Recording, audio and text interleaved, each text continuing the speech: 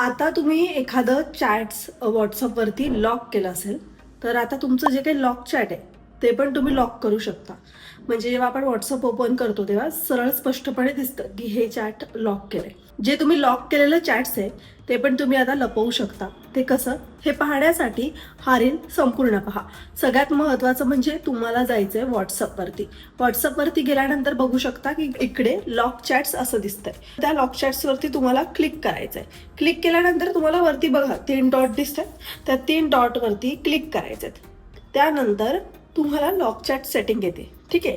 तर तुम्हाला hide lock chats on करायचंय. त्यानंतर तुम्हाला क्रिएट सिक्रेट कोड असं लिहायचंय. त्यानंतर मग तुम्ही या ठिकाणी काय करू शकता, तुम्ही एखादी इमोजी टाकू शकता किंवा 1 2 3 4 नंबर टाकू शकता. ठीक आहे. अशा पद्धतीने तुम्ही लॉक चॅट्स लॉक करू शकता. आता सगळ्यात महत्त्वाचं म्हणजे आता हे लॉक केलेले चॅट्स आहेत ते तुम्हाला शोधायचे आहेत. म्हणजे तुम्हाला त्या व्यक्तीला परत एकदा मेसेज करायचा आहे. तर तुम्ही कराल कसा, तर तुम्ही जे काही इमोजी टाकला होता किंवा जो काही नंबर टाकला होता तो नंबर तुम्ही सर्च बारमध्ये टाकल्यानंतर तुम्ही जे काही लॉक केलेले चॅट्स आहेत ते तुम्हाला एका सेकंदात मिळणार आहे.